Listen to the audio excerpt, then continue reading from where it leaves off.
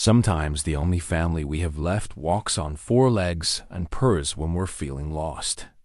For 70-year-old Henry Caldwell, his old tabby cat Clementine had become his closest companion after losing his wife Martha 3 years ago. When Henry noticed a strange bump on Clementine's neck, he took her to the local vet for what should have been a routine visit.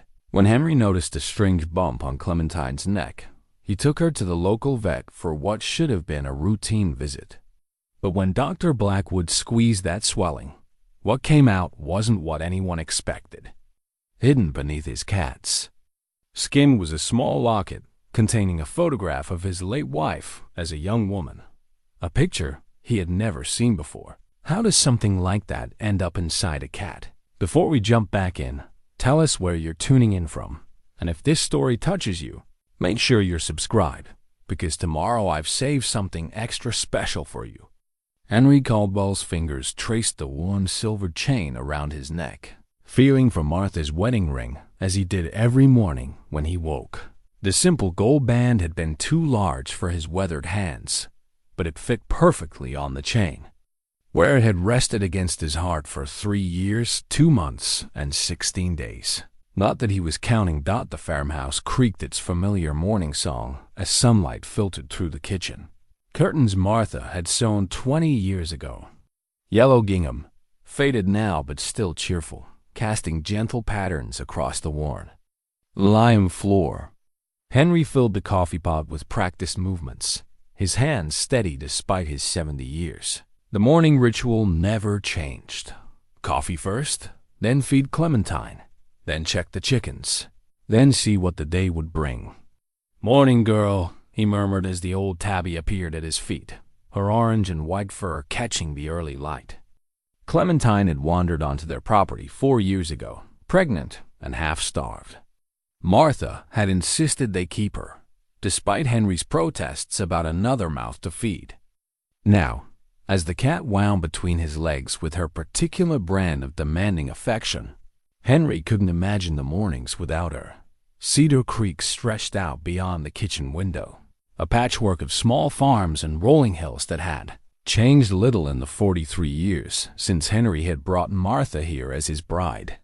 Their nearest neighbor, Earl Patterson, lived half a mile down the gravel road in a house that looked remarkably similar to Henry's white clapboard siding, green metal roof, wraparound porch that had seen better days. Beyond Earl's place, the widow Henley tended her vegetable garden with the same fierce determination she'd shown as the town's elementary school principal for 30 years before retiring. The town of Cedar Creek proper consisted of Main Street and its tributaries, Murphy's General Store, where you could buy everything from penny candy to work boots, the Cedar Creek Diner, where Dolores Murphy served coffee strong enough to wake the dead and pie that could make a grown man weep, the post office that doubled as the town's unofficial information exchange, and Dr. Miriam Blackwood's veterinary clinic, housed in a converted Victorian that had belonged to her grandmother. Henry poured kibble into Clementine's bowl, watching as she attacked her breakfast with the enthusiasm of a cat half her age. At 8 years old, she'd settled into comfortable middle age, content to spend her days supervising Henry's farm work from whatever sunny spot struck her fancy. She was a good cat, not too demanding, excellent mouser, and surprisingly good company for a man who'd grown accustomed to talking to himself. The silence in the house had been the hardest part after Martha died. Not just the absence of her voice, but the absence of all the small sounds that made a house feel alive. The rustle of newspaper pages turning, the soft hum she made when she was concentrating on her crossword puzzle, the gentle snore that told him she was sleeping peacefully beside him. Henry had tried leaving the radio on for company, but the constant chatter of strangers felt intrusive in the space where Martha's voice should have been. He stepped onto the back porch, coffee mug in hand, and surveyed his domain. 40 acres of good Nebraska farmland, mostly given over to corn and soybeans now, though Martha had maintained a kitchen garden that Henry still tended with more hope than skill. The red barn needed paint, and the fence line could use attention before winter. but the place was holding together. Henry took pride in that. At his age, keeping up with maintenance was becoming more challenging, but he wasn't ready to give up the independence this land represented. Martha had understood that. Even during her final months, when the cancer was taking its toll and she could barely make it from the bedroom to the kitchen without resting, she'd made him promise he wouldn't sell the farm. "This place is part of you," she'd whispered one evening as they sat on the porch swing, her head resting against his shoulder. "Don't let anyone convince you it's too much work. You keep this place as long as you want it." He'd kept that promise, even when his son David called from Denver every few months to suggest that maybe it was time to consider other options. David meant well, but he'd never understood the connection between a man and his land. City life suited him fine. The corporate job, the suburban house, the busy schedule that left little time for visits to his old father's farm. Henry didn't resent it. People had to follow their own paths. But he wished David understood that this farm wasn't just property to be bought and sold. It was the accumulation of a lifetime's worth of work and love and stubborn determination.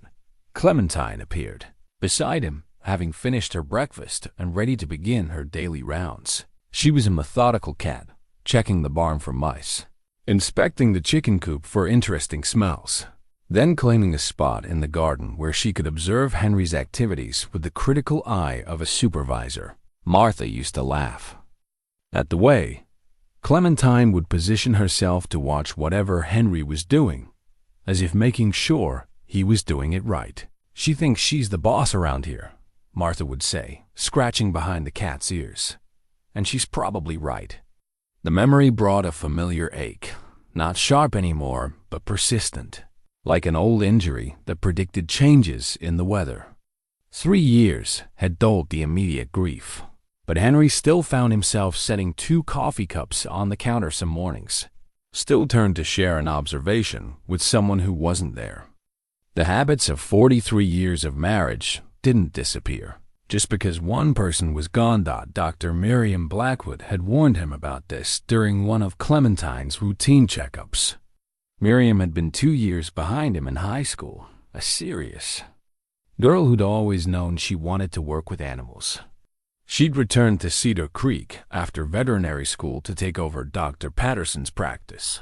And in the 25 years since, she'd become the go-to person for every sick cow, injured dog, and mysterious cat ailment in 3 counties. "Pets become more important after we lose our spouses," she'd told him matter-of-factly, the way she delivered most observations about life and death. "They're not replacements, but they're bridges. They keep us connected to the business of living, when it would be easy to just sit and remember."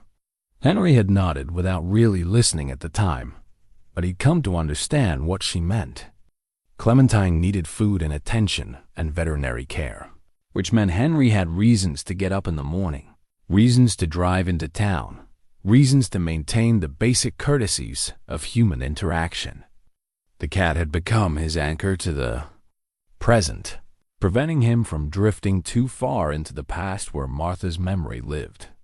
The morning routine continued. Chickens fed and watered. Barn inspected for anything that needed immediate attention. Quick walk around the property to check fences and equipment. Henry moved with the careful efficiency of a man who'd been doing these same tasks for decades, each step as automatic as breathing. Physical work had always been his preferred form of meditation, the repetitive motions allowing his mind to wander. While his hands stayed busy by 10 o'clock, he was back in the kitchen, contemplating lunch options and considering whether the afternoon was better spent fixing the gate latch that had been sticking or tackling the pile of paperwork on Martha's old desk. She'd handled most of the record-keeping during their marriage, and Henry was still adjusting to the reality of managing taxes, insurance, and government farm program requirements on his own. That's when he noticed Clementine acting strangely. The cat was sitting in her favorite spot by the kitchen window, but instead of her usual alert posture, she seemed uncomfortable, tilting her head to one side and pawing at her neck with unusual persistence. Henry watched for a few minutes, thinking she might have picked up a burr during her morning exploration, but the behavior continued. "What's got into you, girl?" he asked, approaching slowly. Clementine tolerated handling better than most cats, but she had definite opinions about when and how she wanted to be touched. When he got close enough to see clearly, Henry felt a small jolt of concern. There was definitely something wrong with the left side of Clementine's neck, a swelling about the size of a walnut just beneath her jaw. The fur around it looked normal, but the lump was clearly visible and seemed tender based on how carefully she was moving her head. Henry had seen enough sick animals over the years to know that lumps were never good news. They could be anything from an abscess to something much worse, but either way, they required professional attention. He'd been putting off Clementine's annual checkup for a few months, telling himself he'd get around to it when the weather cooled down. Now he wished he hadn't waited. The drive to Dr. Blackwood's clinic would mean a trip into town, which Henry approached with the same enthusiasm most people reserved for dental appointments. Not because he disliked the people Cedar Creek had good folks who'd known him most of his life, but because every interaction involved questions about how he was managing, observations about how quiet the farm must be now and well-meaning, suggestions about activities that might help him get back out there. People meant well, but their concern often felt more burdensome than helpful. Still, Clementine needed veterinary attention, and Miriam Blackwood was the best vet in 3 counties. Henry called the clinic and explained the situation to Jenny, the young woman who managed appointments and handled the front desk with cheerful efficiency. "Dr. Blackwood can see Clementine this afternoon around 2, Jenny said. "It's probably nothing serious, Mr. Caldwell, but it's good that you're bringing her in." Henry thanked her and hung up, already mentally preparing for the trip. He'd need to find the cat carrier, which meant digging through the barn storage room where it had been gathering dust since Clementine's last visit. He'd need to coax Clementine into the carrier, which would require patience and probably a few treats. And he'd need to steel himself for the inevitable questions and conversations that would accompany any public appearance in Cedar Creek. But as he looked at Clementine, still pawing uncomfortably at her neck, Henry felt the familiar weight of responsibility that had shaped most of his adult life. This cat had been Martha's last gift to him, whether she'd intended it that way or not. Taking care of Clementine was taking care of the last living connection to his wife, and that was a responsibility he wouldn't take lightly. "Looks like we're going for a ride, girl," he told the cat. "Let's hope it's nothing more than a little infection that some antibiotics can clear up." Clementine looked at him with the skeptical expression cats reserve for humans who make promises they might not be able to keep. The cat carrier hadn't been used in over a year, and it showed. Henry found it buried behind paint cans and garden tools in the barn storage room, covered in dust and sporting a spider web that suggested it had become home to more than just memories. He brushed it clean and carried it to the house, where Clementine took one look at the plastic prison and promptly disappeared under the kitchen table. "Come on now, girl," Henry coaxed, getting down on one knee with a groan that reminded him of his age. "It's just a quick trip to see Dr. Blackwood. You remember her? She's always got those little treats in her pocket." Clementine's yellow eyes regarded him with the deep suspicion cats reserved for humans bearing transportation devices. Henry tried the direct approach first, simply reaching for her, but she slipped away with the fluid grace that made cats such excellent escape artists. After 10 minutes of unsuccessful negotiations, he resorted to bribery, shaking a bag of treats until curiosity overcame caution.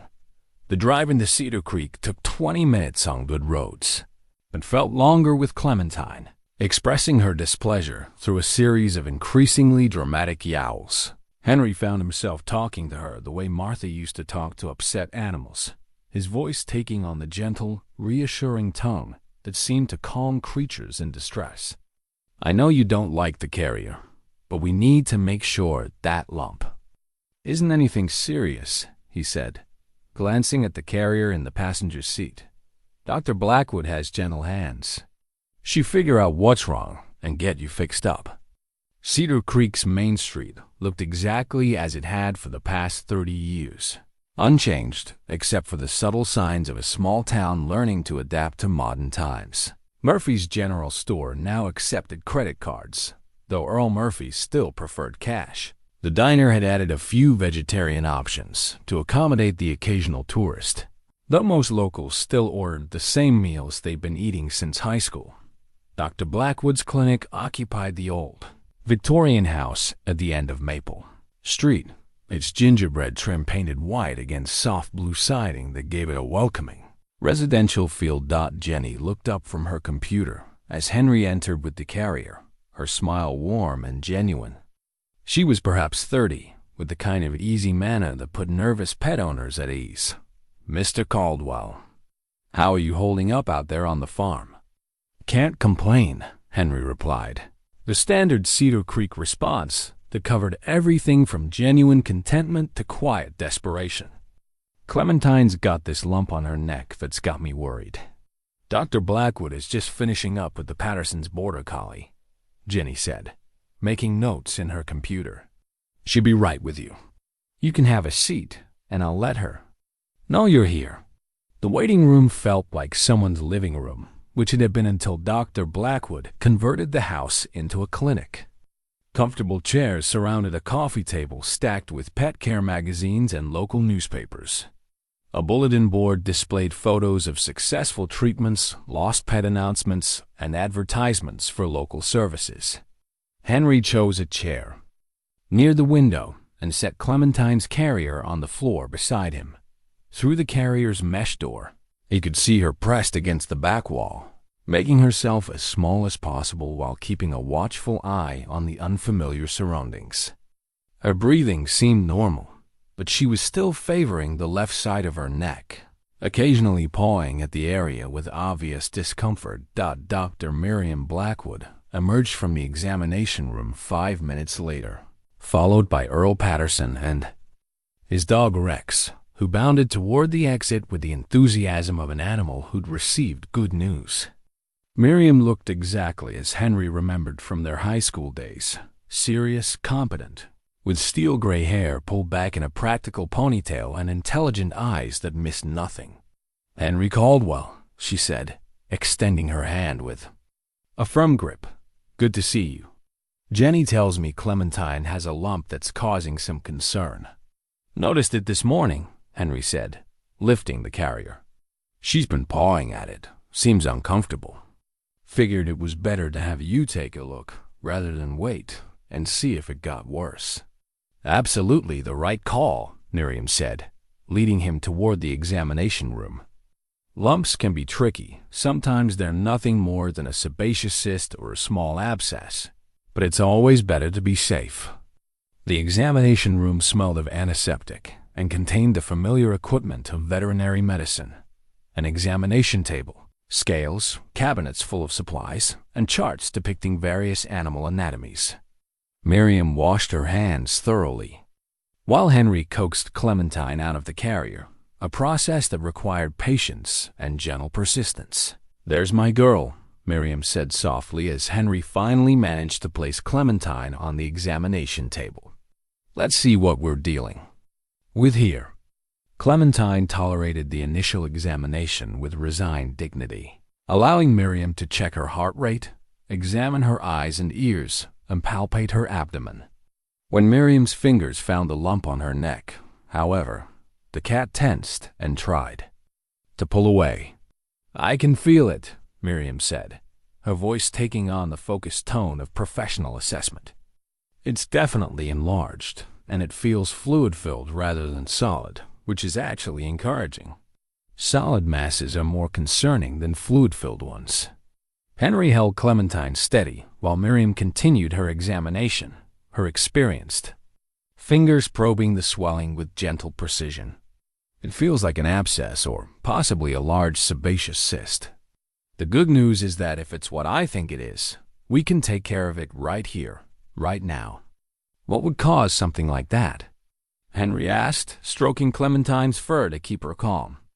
"Could be any number of things," Miriam explained, reaching for a small instrument. "Sometimes foreign objects work their way under the skin thorns. Splinters, even small pieces of gravel.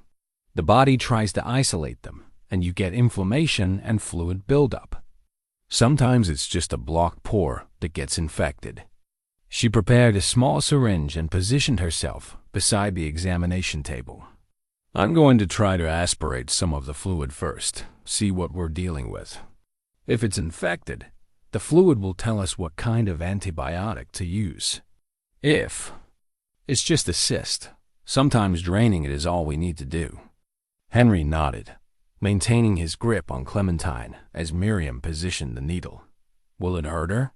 "Just a little pinch," Miriam assured him. "No worse than when you get blood drawn."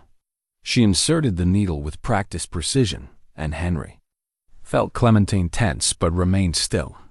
Almost immediately, Miriam's expression changed from routine professionalism to puzzlement. "That's odd," she murmured, adjusting the angle of the needle. "There's definitely something in there, but it's not fluid. It feels solid, but not like tissue." She withdrew the needle and reached for a different instrument, small scalpel that glinted under the examination room lights. "I think we need to make a small incision and see what's actually in there.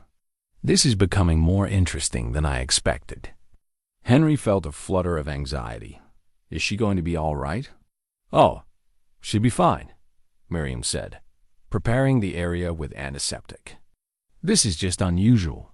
In 30 years of practice, I've never quite felt anything like this." She made a careful incision, barely a quarter-inch long, and immediately a small amount of fluid leaked out. But as she gently probed the opening, her expression shifted from puzzlement to outright surprise. "Henry," she said slowly, "you're going to want to see this." With delicate pressure, she worked something small and metallic through the tiny incision. It emerged slowly, covered in fluid and tissue, but unmistakably artificial. As she cleaned it with a gauze pad, both Henry and Miriam stared in complete silence. It was a locket. A small tarnished silver locket, about the size of a quarter, with an intricate engraved pattern around its edges. The kind of jewelry that belonged to another era, when such things were given as tokens of love or remembrance. "How in the world?" Miriam began, then stopped, shaking her head in disbelief. Henry reached for the locket with trembling fingers, his mind struggling to process what he was seeing. The metal was warm from Clementine's body, and despite its journey, the craftsmanship was still evident. There was a tiny clasp that opened the locket, and with hands that shook slightly, Henry pressed it. Inside was a photograph, perfectly preserved despite its impossible location. A young woman with dark hair and laughing eyes, wearing a dress from what looked like the 1940s or early 1950s. Henry's breath caught in his throat, and for a moment the examination room seemed to spin around him. The photograph was of Martha. Not Martha as he had known her when they married, but Martha as a much younger woman, perhaps in her early 20s. A Martha he had never seen, captured in a moment from before their lives had intersected. "Henry?" Miriam's voice seemed to come from very far away. "Henry, are you all right? You look like you've seen a ghost." He looked up at her, the locket still clutched in his hand, and tried to find words for the impossible thing that had just happened. "How do you explain that your dead wife's photograph has just been removed from inside your cat? How do you process the fact that everything you thought you knew about your life might be incomplete?" "That's Martha," he whispered. "That's my wife." Miriam stared at him, then at the locket, then back at him. "But Henry, how could your wife's photograph be inside Clementine? That doesn't make any sense." It didn't make sense. Nothing about this made sense, but the evidence was right there in his hand. A locket that shouldn't exist, containing a photograph he'd never seen, somehow embedded in the neck of a cat who had wandered onto their property 4 years ago, Henry sank into the chair beside the examination table, his legs suddenly unsteady, while Clementine, seemingly unconcerned about the mystery she'd just revealed, began grooming herself with typical feline indifference to human drama. The drive home from Dr. Blackwood's clinic passed in a blur of gravel roads and familiar farmland that suddenly felt foreign. Henry's hands gripped the steering wheel with white-knuckled intensity, the small locket burning like a coal in his shirt pocket.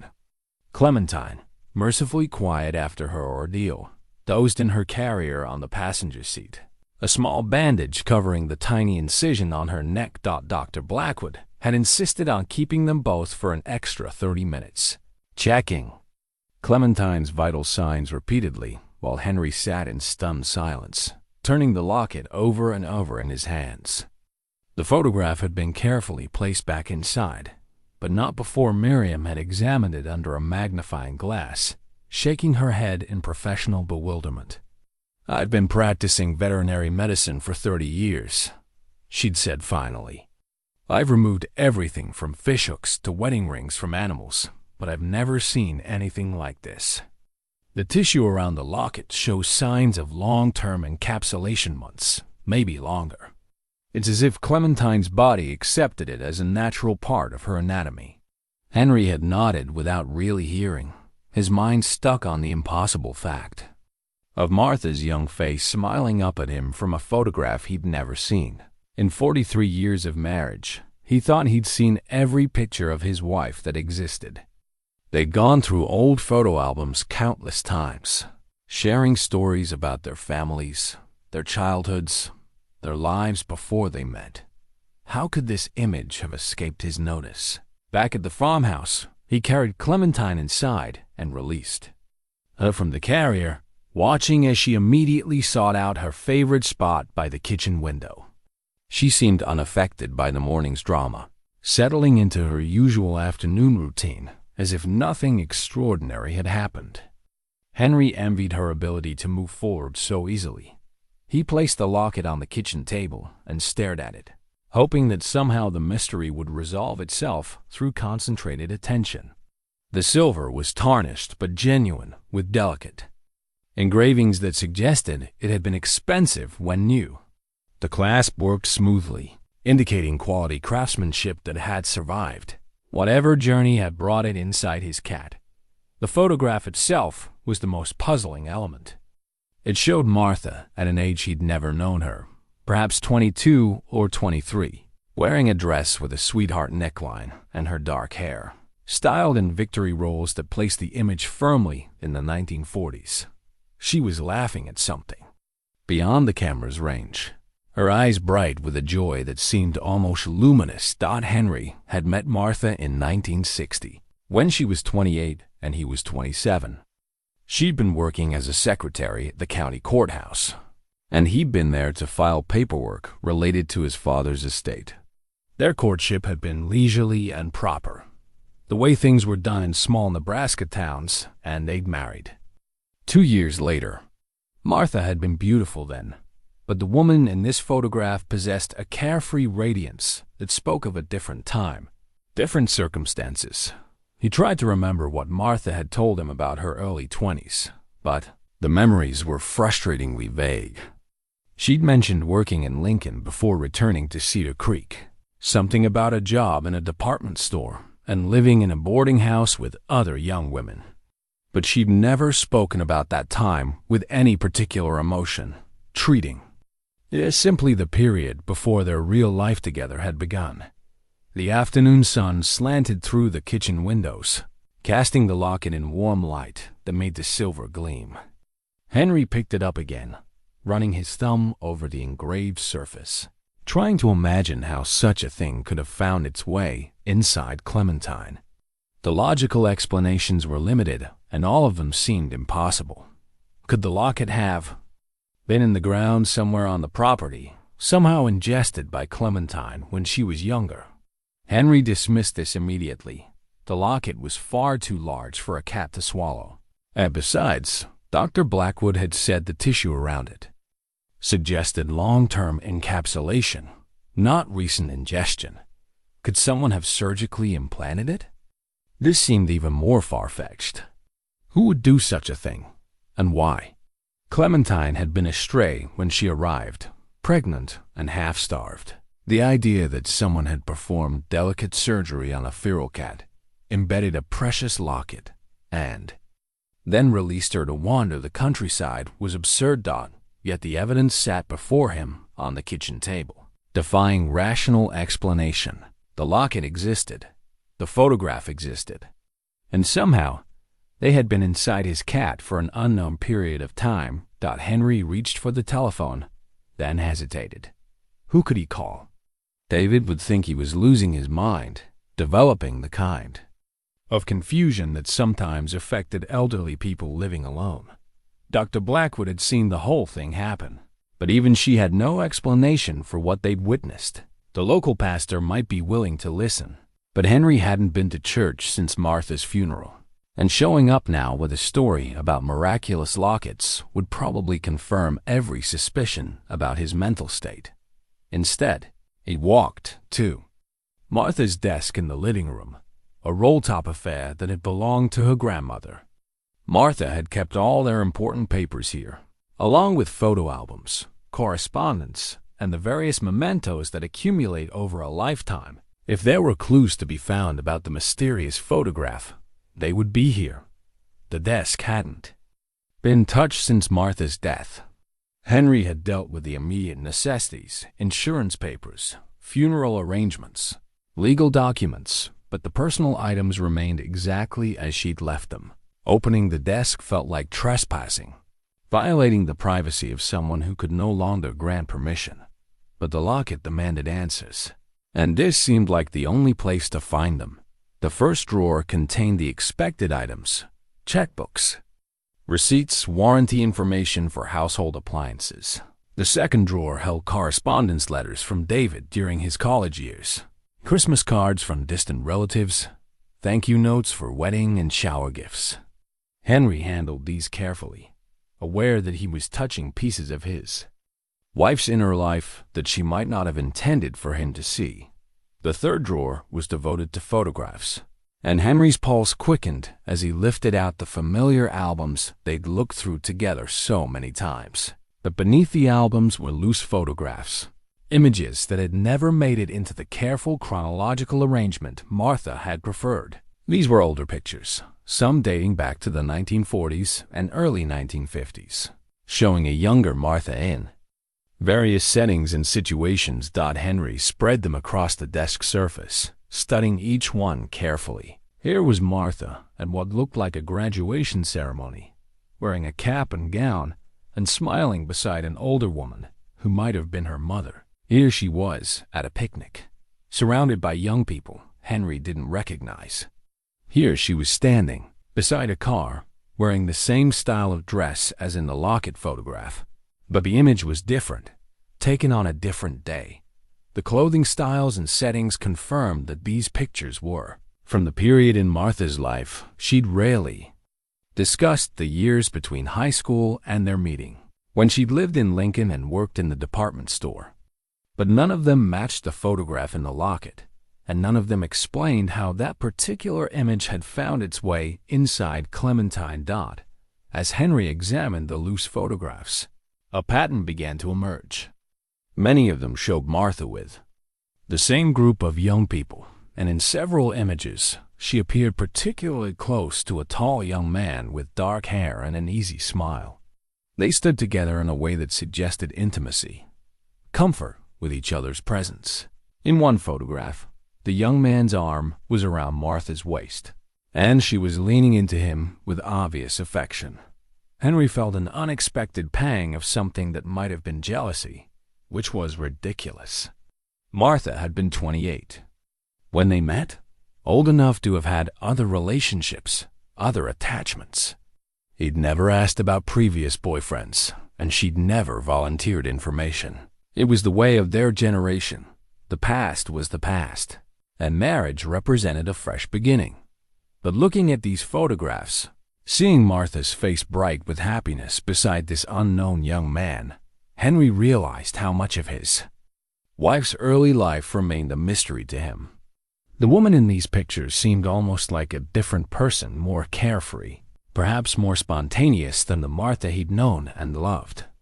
The late afternoon light was fading when Henry finally closed the desk, no closer to understanding the mystery of the locket than when he'd started. The photographs raised more questions than they answered, opening a window into a period of Martha's life that she'd kept private throughout their marriage. He returned to the kitchen, where Clementine was beginning to show interest in her evening meal, and sat down at the table with the locket once more.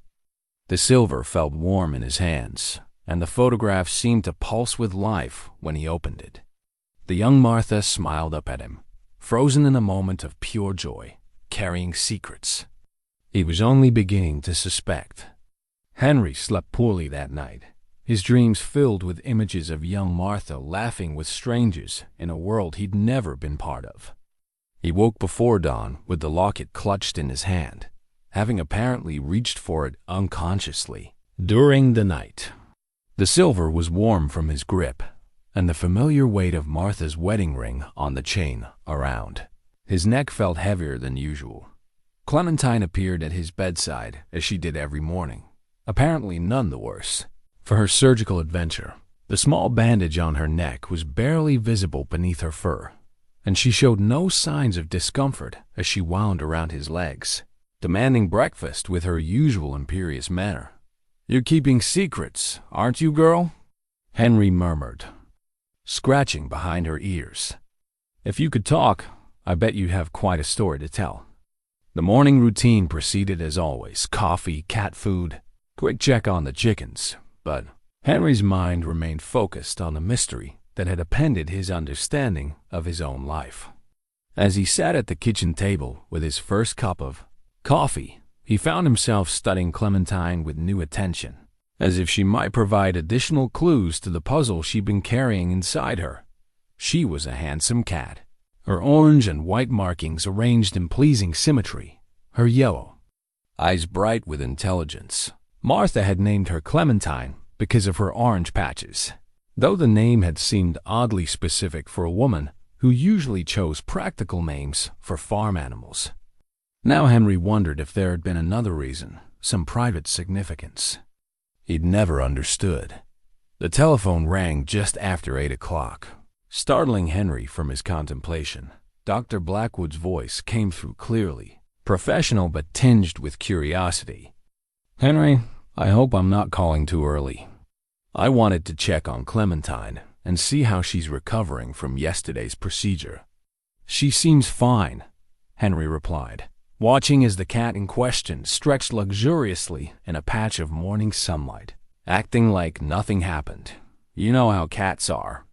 "Good. That's what we want to hear." "Henry, I have to ask, have you had any thoughts about the locket?"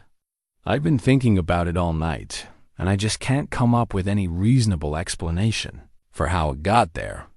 Henry had been hoping someone with medical training might have insights he lacked, but Miriam sounded as puzzled as he felt.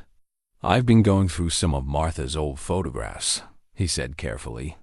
"Found some pictures from around the same time period as the one in the locket, but nothing that explains how it ended up inside Clementine. Have you considered having the locket itself examined? There might be markings or inscriptions that could provide clues about where it came from." The suggestion hadn't occurred to Henry, but it made sense. If the locket was old enough to contain a 1940s photograph, it might have identifying marks that could trace its origin. Where would I take something like that? There's an antique dealer in Grand Island who specializes in vintage jewelry. Name's Walter Drummond. He's been in business for 40 years. Knows more about old jewelry than anyone in Nebraska. If anyone could tell you about the locket's history, it would be him. Henry wrote down the information, feeling a spark of hope for the first time since the discovery.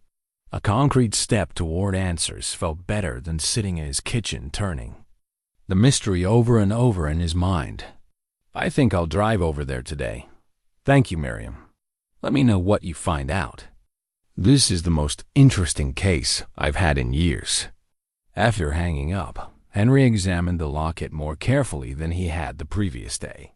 In the morning light, He could see that the engraved pattern was more intricate than he'd initially noticed, with tiny flowers and scrollwork that suggested considerable artistic skill. The silver had the deep patina that came with age, and when he held it up to the light, he could just make out what might be markings on the back.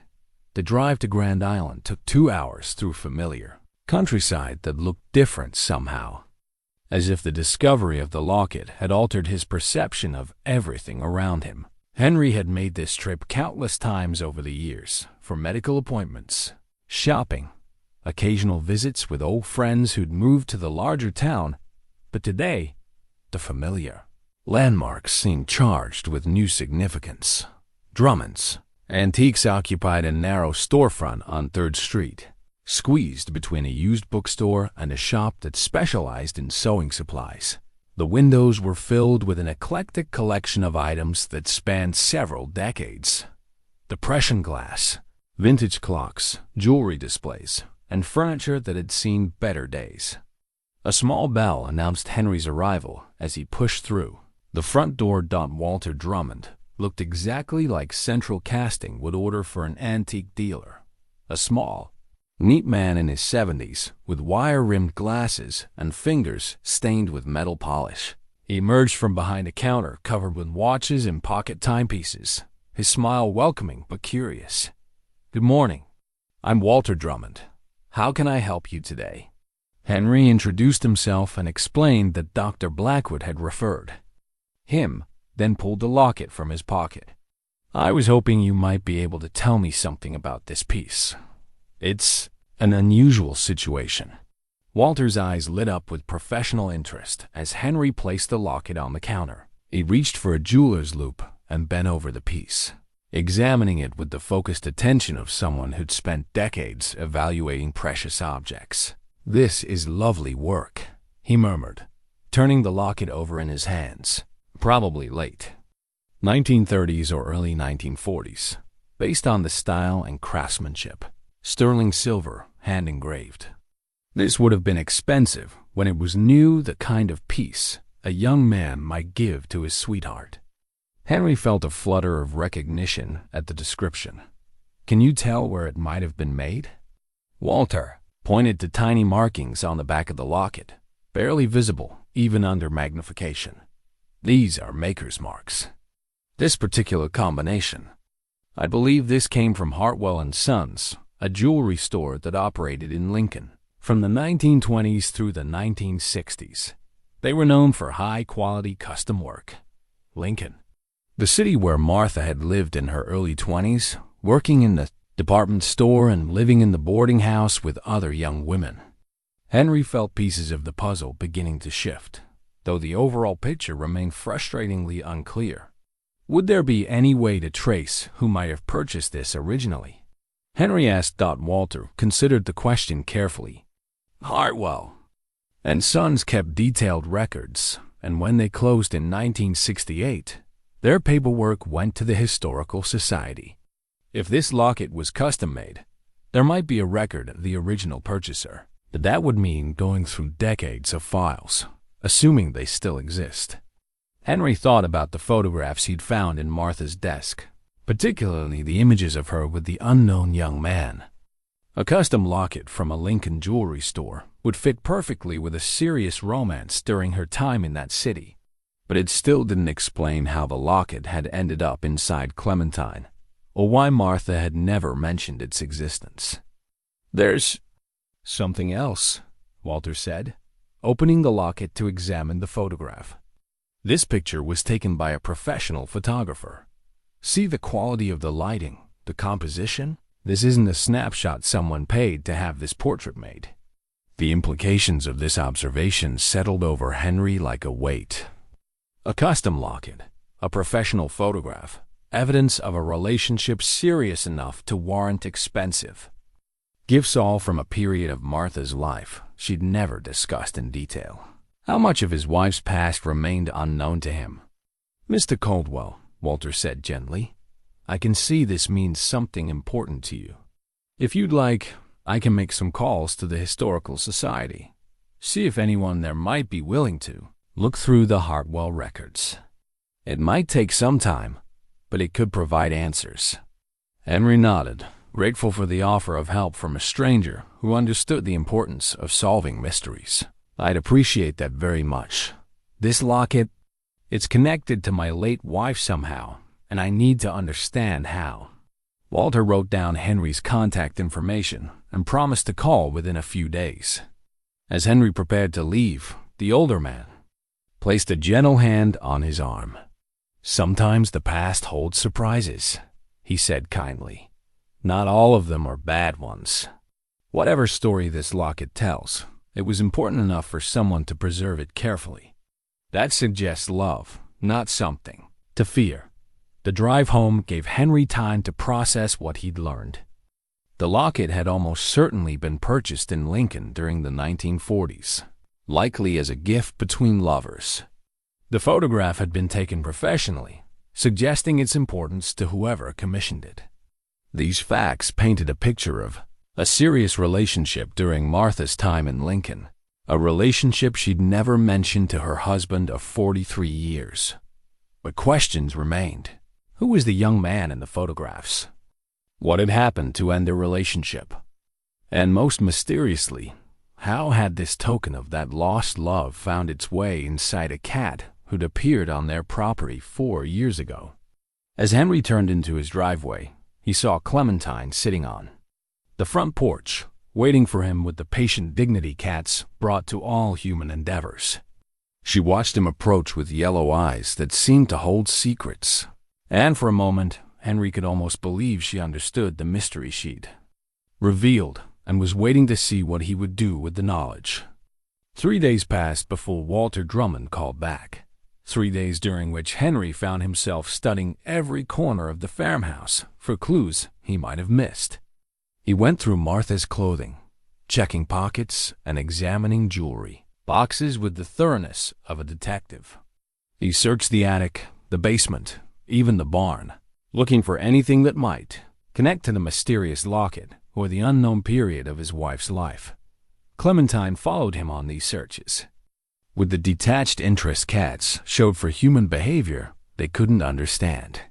She seemed completely recovered from her minor surgery, the small bandage having fallen off to reveal a tiny scar that was already disappearing beneath her fur. If she held any other secrets, she wasn't revealing them. When the phone finally rang on Thursday afternoon, Henry answered before the second ring. "Mr. Caldwell, this is Walter Drummond.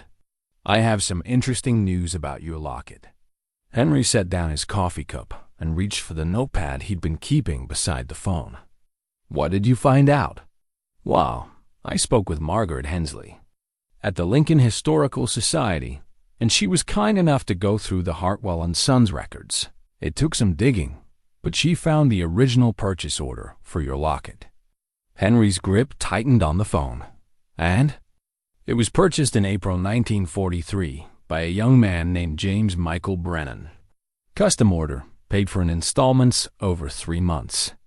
The photograph was inserted by Hartwell's photography department. They offered that service for special pieces.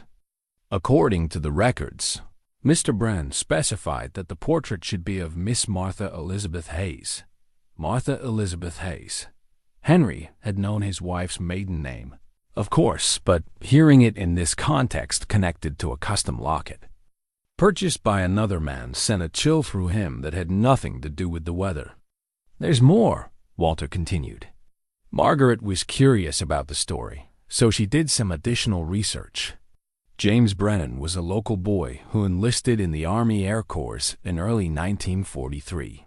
According to military records, he was shipped overseas in June of that year and was killed in action over Germany in August 1943. Henry felt the room shift around him as the implications sank in. Martha had been engaged to a man who died in the war, a man she'd loved enough to pose for a professional photograph. A man who'd saved his money to buy her an expensive custom locket. This wasn't just a casual romance from her youth. This was a love story that had ended in tragedy. "Mr. Caldwell, are you still there?" "Yes," Henry managed. "I'm here. This is just a lot to process, I can imagine." Margaret found one more thing that might interest you. There was a local newspaper article about James Brennan's death. The Lincoln Star ran a piece about local boys who'd made the ultimate sacrifice. Would you like me to see if I can get a copy? Yes, please. Anything that might help me understand what happened. After hanging up, Henry sat in his kitchen staring at the locket with new understanding. This wasn't just a piece of jewelry. It was a memorial, a tangible connection to a love story that had been cut short by war. Martha had been engaged to James Brennan, had posed for a photograph that would be placed in a locket he'd commissioned especially for her, and then had lost into the war that was reshaping the world. The young woman in the photograph suddenly made more sense. That radiant joy, that carefree laughter, those were the expressions of someone deeply in love. Someone who believed in the future she was building with another person. The Martha Henry had met in 1960 had been different, still beautiful, still capable of happiness, but with a quality of reserve that suggested she'd learned to protect her heart. Henry thought about their courtship, the careful way Martha had approached their relationship. She'd never seemed hesitant about marrying him, but neither had she shown the kind of abandoned joy he saw in the locket photograph. He'd attributed her measured approach to maturity, assuming that a woman approaching 30 would naturally be more cautious than a young girl. Now he wondered if she'd been protecting herself against the possibility of another devastating loss. The sound of a car in the driveway interrupted his thoughts. Through the kitchen window, he could see Earl Patterson's familiar pickup truck pulling up beside the house. Earl was his closest neighbor and one of the few people who visited regularly, usually with some excuse about borrowed tools or advice about farming matters. "Afternoon, Henry," Earl called as he approached the back door. "Thought I'd stop by and see how you're doing. Haven't seen you around much lately."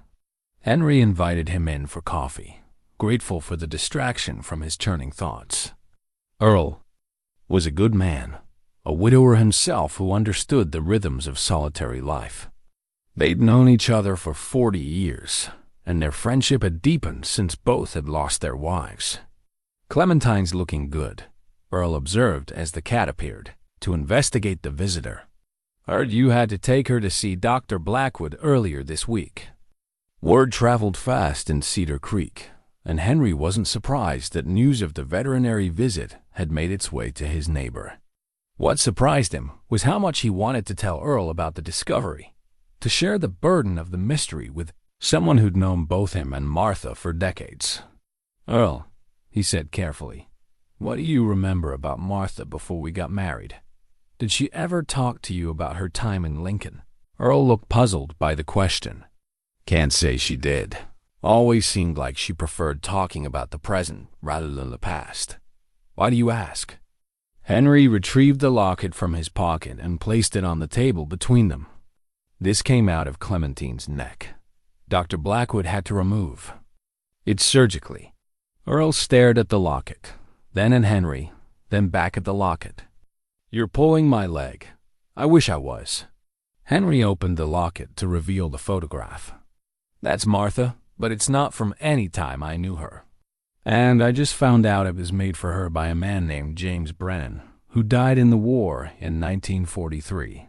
Earl picked up the locket with reverent care, studying the photograph with the attention of someone who'd known Martha for most of her adult life.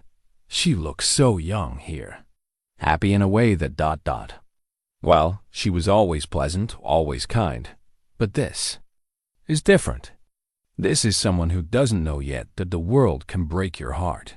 She never mentioned being engaged before we met. Never said a word about it. But that would explain some things, wouldn't it? The way she was when you two first started. Courting careful, like she was making sure of her feelings before she let herself care too much. Henry nodded, grateful that Earl understood what he was struggling to articulate. "The question is, how did this locket end up inside my cat? It doesn't make sense." Earl was quiet for a long moment, turning the locket over in his weathered hands. "You know, there was something odd about the way Clementine showed up here. Most strays are skittish, half wild from living rough. But she acted like she belonged. Here from the first day, like she knew this was where she was supposed to be. Martha always said it was like Clementine chose us rather than the other way around. Maybe she did choose you. Maybe there's more to this story than we understand. Earl handed the locket back to Henry. Have you thought about talking to some of the older folks in town? If Martha was engaged to a local boy, somebody might remember them together. The suggestion had merit. Cedar Creek had its share of long time. Residents who'd lived through the war years and might recall the romance between Martha Hayes and James Brennan. But Henry felt reluctant to make their private mystery into public knowledge, especially when he didn't understand the full story himself. I might do that, he said. Right now, I'm waiting to see if the Historical Society can find any more information about James Brennan. Earl stood to leave, but paused at the door. Henry, whatever you find out about Martha's past, don't let it change how you remember your life together. The woman who married you chose you, knowing what she'd lost before. That's not nothing. After Earl left, Henry sat alone with the locket, thinking about his friend's words. Martha had indeed chosen him, but the choice had been made by a woman who'd already experienced devastating loss. The young Martha in the photograph had loved with the confidence of someone who believed love would last forever. The older Martha, who'd become his wife, had loved with the wisdom of someone who knew how precious and fragile such gifts could be as afternoon faded into evening. Henry found himself looking at Clementine with new curiosity. The cat had appeared on their property 4 years ago, pregnant and alone, carrying inside her a piece of Martha's hidden history. The timing was significant. Clementine had arrived just 1 year before Martha's cancer diagnosis, as if she'd known she would be needed as a bridge between past and present. What are you, girl? Henry asked the cat, who was grooming herself with typical feline concentration. And how did you know to bring Martha's secret to me? Clementine paused in her grooming to regard him with steady yellow eyes, then returned to her task with the air of someone who had work to do and humans to supervise. If she understood the significance of the mystery she'd revealed, she gave no sign of it. But then, cats had always been experts at keeping secrets. The newspaper article arrived by mail 3 days later. Photocopied pages from the Lincoln Star dated August 15th, 1943. Walter Drummond had included a brief note. Margaret at the Historical Society thought you'd want to see this. She also found James Brennan's military service record and a few other items that might be of interest. Call if you'd like copies of those as well. Henry spread the pages across his kitchen table, his hands trembling slightly as he began to read. The headline read, "Local Airman Dies in Bombing Mission Over Germany," and beneath it was a photograph of a young man in military uniform.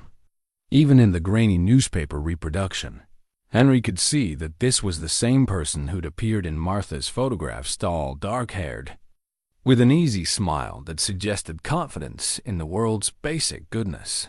The article was brief, but detailed enough to paint a picture of a life cut short.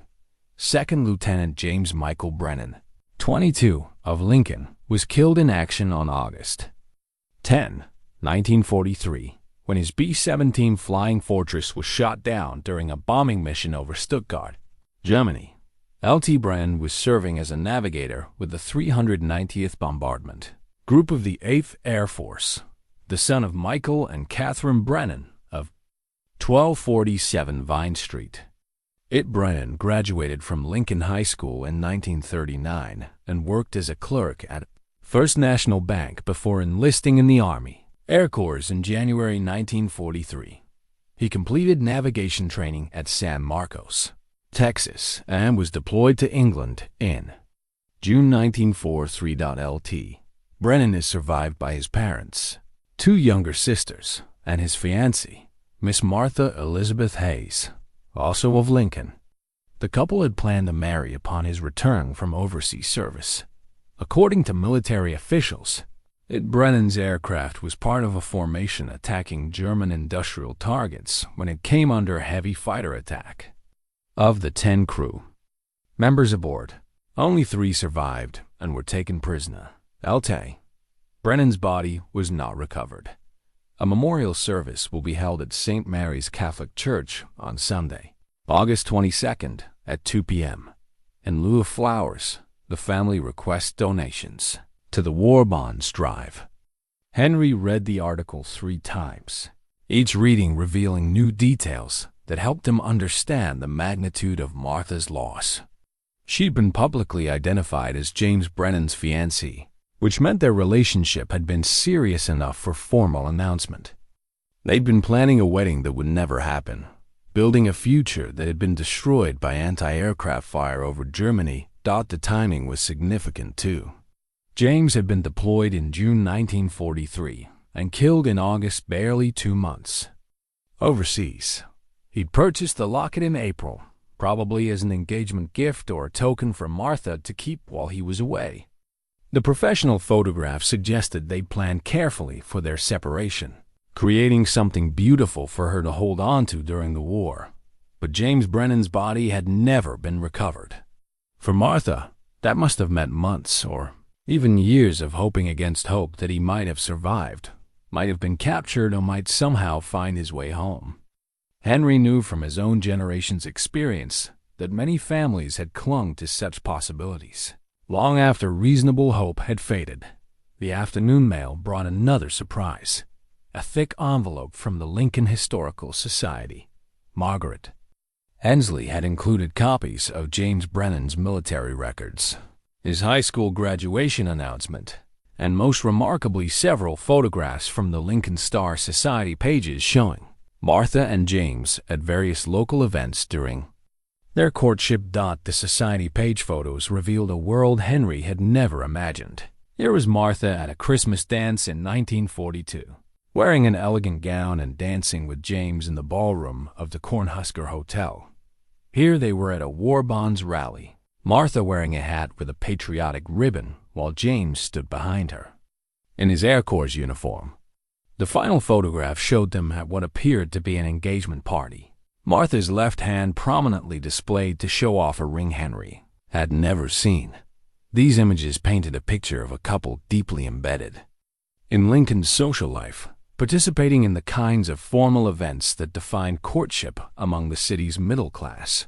Martha had been part of a world that included fancy dress balls, organized charitable activities, and the kind of social rituals that small-town Nebraska rarely offered. No wonder she'd seemed sophisticated when Henry met her. She'd lived a more cosmopolitan life than most women in Cedar Creek. The engagement ring in the photograph was particularly striking. A substantial diamond solitaire that would have cost a young bank clerk considerable money.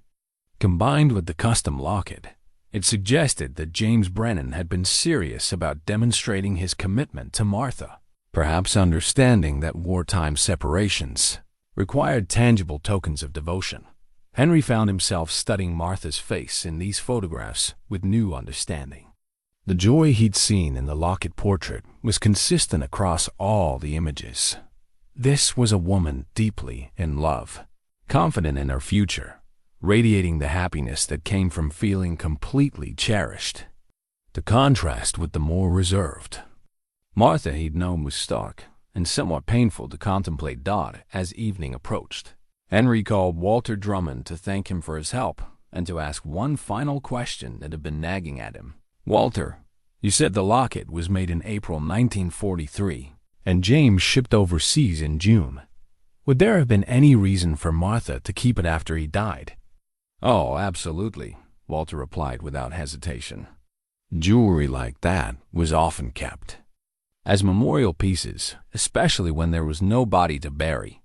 The locket would have been one of the few tangible connections she had to him. "But then how did it end up inside my cat 43 years later?" Walter was quiet for a moment. "That's the question, isn't it? Have you considered that someone else might have been involved? Maybe Martha gave the locket to someone for safekeeping, or left instructions about what should happen to it after she died. The suggestion opened new possibilities Henry hadn't considered. Martha might have entrusted the locket to someone, a family member, a close friend, someone who understood its significance. But who? And why would that person have somehow arranged for it to end up inside Clementine? That evening, Henry called his son David in Denver, something he rarely did except for holidays or emergencies. David answered on the third ring, his voice carrying the slight impatience of someone interrupted in the middle of something important. "Dad, is everything okay?" "You don't usually call on weeknights." "I'm fine," Henry assured him. "I just wanted to ask you something about your mother. Did she ever mention being engaged before we met?" The question was met with surprised silence. "Engaged? No, never." "Why would you ask that?" Henry explained about the locket and the discoveries of the past week, watching David's responses shift from skepticism to amazement to concern for his father's mental state. "Dad, are you sure about all this? I mean, it sounds pretty far-fetched. Maybe you should have Dr. Morrison take a look at you. Make sure you're not having some kind of episode." The suggestion stung, partly because Henry had been worrying about the same thing. Was it possible that he was experiencing some form of confusion, creating elaborate explanations for something with a simple, rational cause? The veterinarian saw it too, Henry said quietly. Dr. Blackwood removed the locket herself, and the antique dealer confirmed its history. "This isn't something I'm imagining." David was quiet for a long moment. "I just don't understand why Mom would never have mentioned it. We went through all her things after the funeral, and there was nothing about any previous engagement. Maybe she had her reasons for keeping it private. But why? It's not like being engaged to someone who died in the war would be shameful.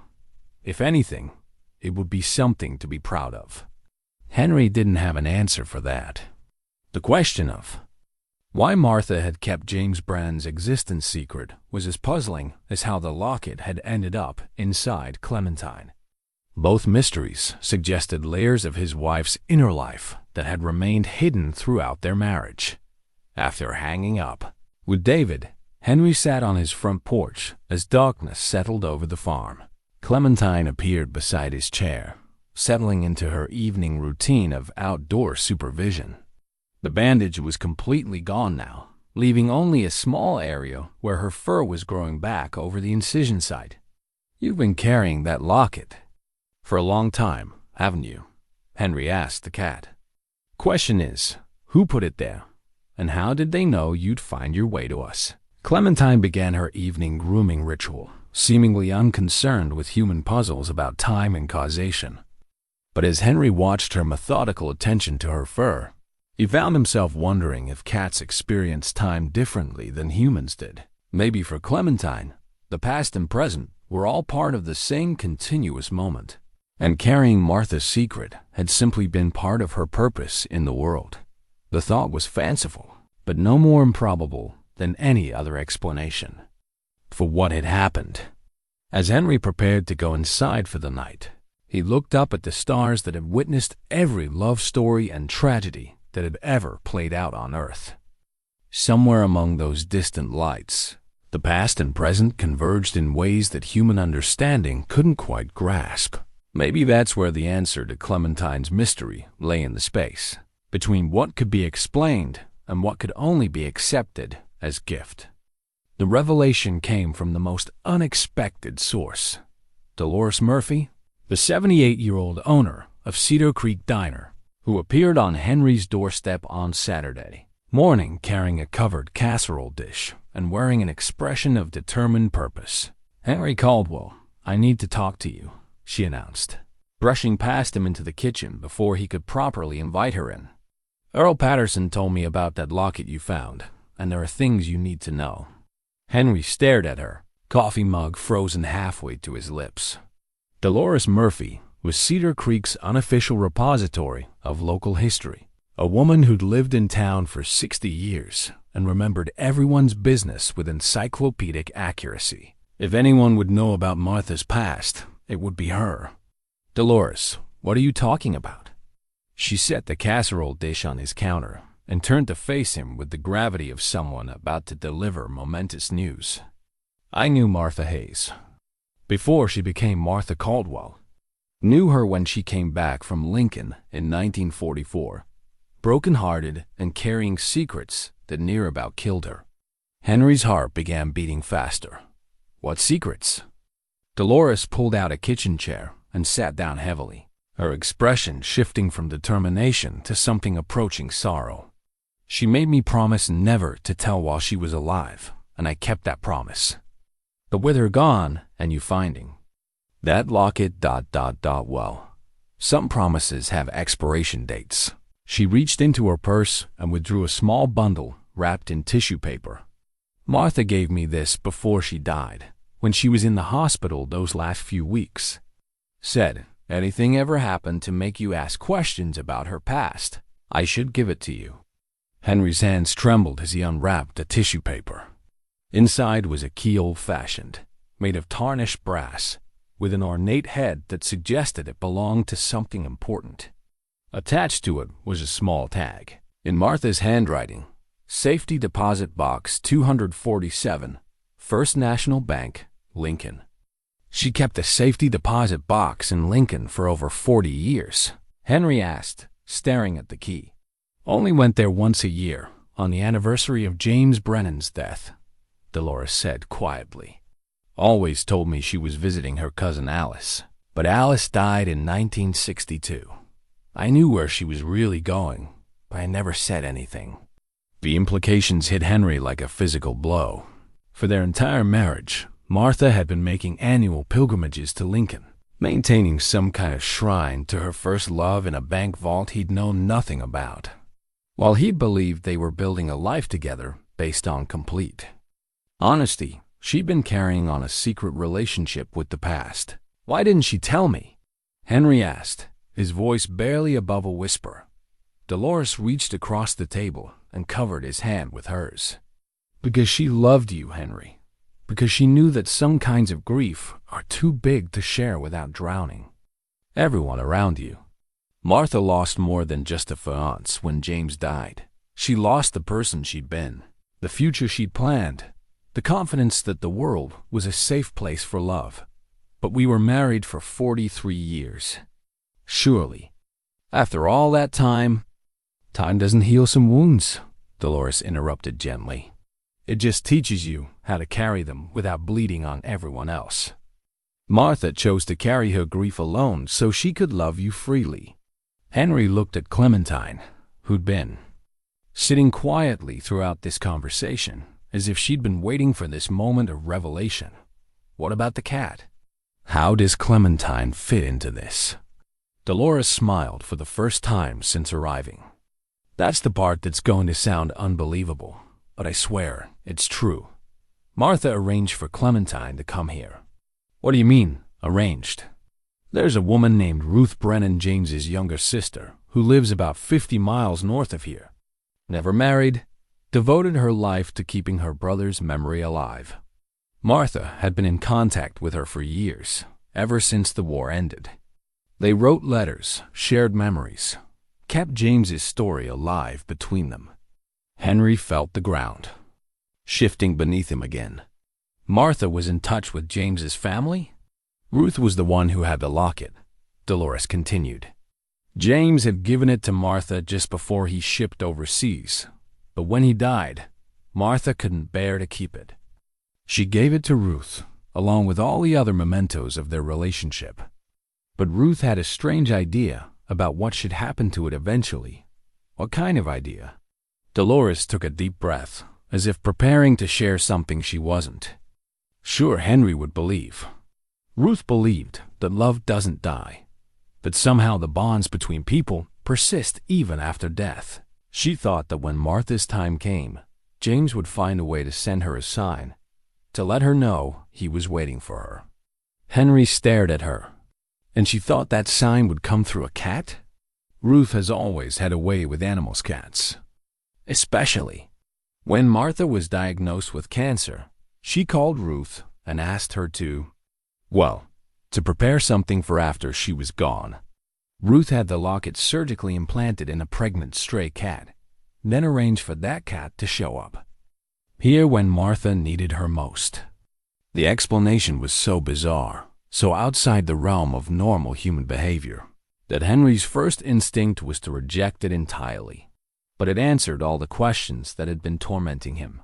How the locket had gotten inside Clementine, why the cat had appeared at their farm, why she'd seemed to belong there from the first day. "You're telling me that this woman surgically implanted my wife's locket inside a cat and sent her here as some kind of message from beyond the grave?" "I'm telling you that Martha and Ruth believed love finds a way to bridge any distance, even death. Whether you believe it or not, that locket was meant for you to find. Henry, it was Martha's way of finally telling you the truth about who she'd been before she became your wife." Henry looked down at the key in his hands, then at Clementine, who was watching him with those steady yellow eyes. The cat had arrived exactly when Martha needed comfort during her illness, had provided companionship during her final months, and had revealed her secret only after she was gone. If it was a coincidence, it was an extraordinary one. "What's in the safety deposit box?" he asked. "I don't know for sure, but I suspect it's the rest of the story. Letters, photographs, maybe some of James's personal effects that his family saved. Martha never told me details, but she said she needed to keep a place where their love could still be real, where she could visit it without betraying you." Henry felt a complex mix of emotions. Hurt that Martha had kept such a significant secret, amazement at the elaborate plan she and Ruth had devised, and underneath it all, a growing understanding of the depth of love that had driven such extraordinary measures. "She never stopped loving him," he said, "and it wasn't a question." "No," Dolores agreed. "But she loved you too, Henry. Different, maybe, but just as real. Martha had room in her heart for both of you because she understood that love isn't a finite resource. Loving James didn't diminish what she felt for you. It made her treasure it more, because she knew how precious and fragile such gifts are." Henry sat quietly for several minutes, processing the revelation. Martha had lived a double life of sorts, maintaining a secret shrine to her first love while building a genuine marriage with him. The complexity of it, the emotional sophistication required to balance such competing loyalties, spoke to depths in his wife he'd never suspected. "I need to go to Lincoln," he said finally.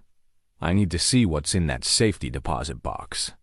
"I think that's what Martha wanted," Dolores said, standing to leave. "I think she wanted you to understand the whole story, not just the part she felt safe sharing while she was alive." After Dolores left, Henry sat at his kitchen table staring at the brass key. 43 years of marriage, and he was still discovering who his wife had been. The woman he'd thought he knew completely had been guarding a love story that predated their own, maintaining connections to a past she'd felt unable to share. Clementine appeared at his elbow, purring with the contentment of a cat whose purpose had finally been revealed. Henry reached down to scratch behind her ears, marveling at the elaborate chain of events that had brought her to their farm. "You were never just a stray, were you?" he asked her. "You were an ambassador, carrying a message I wasn't ready to receive until now." The cat's purr deepened, and for a moment, Henry could almost believe she understood the significance of what she'd accomplished. She'd carried Martha's secret faithfully, revealed it at precisely the right moment, and now sat waiting to see what Henry would do with the knowledge she'd delivered. Outside the kitchen window, the Nebraska sky stretched endlessly toward the horizon, vast enough to contain all the love stories that had ever been lived, lost, and found again, somewhere beyond. That horizon lay Lincoln and the safety deposit box that held the rest of Martha's story. Henry knew he would make that journey soon, not to judge the choices his wife had made, but to finally understand the full measure of the woman he'd shared his life with. The locket sat on the table between them, no longer a mystery, but a bridge connecting past to present, James to Martha to Henry. love to love across the years that had tried to separate them. It was a small silver circle that contained the infinite complexity of the human heart, proof that some bonds transcend time, death, and the careful boundaries people build to protect themselves from too much feeling. Henry picked up the locket and held it to the light, seeing not a token of betrayal, but a testament to love's ability to find expression in the most unexpected ways. Tomorrow he would drive to Lincoln and open the safety deposit box that held the rest of Martha's secrets. Tonight, he would sit with Clementine and contemplate the extraordinary lengths people would go to honor love, even when that love belonged to someone else. Henry spent Sunday in a state of restless preparation, alternating between decisive action and paralyzing doubt. The brass key sat on his kitchen table like a challenge, daring him to discover truths he might not be ready to face. One moment, he was convinced that opening Martha's safety deposit box was necessary for his peace of mind. The next, he wondered if some secrets were meant to stay buried. Clementine seemed to sense his emotional turmoil, staying closer than usual, positioning herself where she could observe his movements with patient watchfulness. Her presence was oddly comforting, a living reminder that extraordinary things could happen for reasons beyond human understanding. Early Monday morning, Henry called the First National Bank in Lincoln and learned that accessing the safety deposit box would require proof of Martha's death and documentation establishing his legal right to her property. The bank officer, a woman named Susan Walsh, was sympathetic but firm about the requirements. If your wife rented the box under her maiden name and never added you as an authorized user, it becomes more complicated, she explained. You'll need a certified copy of the death certificate, your marriage certificate, and probably a letter from the probate court confirming your status as sole heir. Henry had most of these documents in Martha's desk, but the prospect of gathering official paperwork and making the 2-hour drive to Lincoln felt overwhelming. Part of him wondered if he was making the right choice. Did he really need to know more about Martha's past, or would the knowledge only complicate his memories of their life together? The answer came that afternoon, an unexpected phone call. From Ruth Brennan. Mr. Caldwell? This is Ruth Brennan. I believe Dolores Murphy may have mentioned me to you. Henry recognized the voice immediately, measured, slightly formal, with the careful diction of someone who'd spent years choosing words. Precisely. Miss Brennan, yes. Dolores told me about your connection to my wife. I hope you don't think poorly of what Martha and I arranged with Clementine.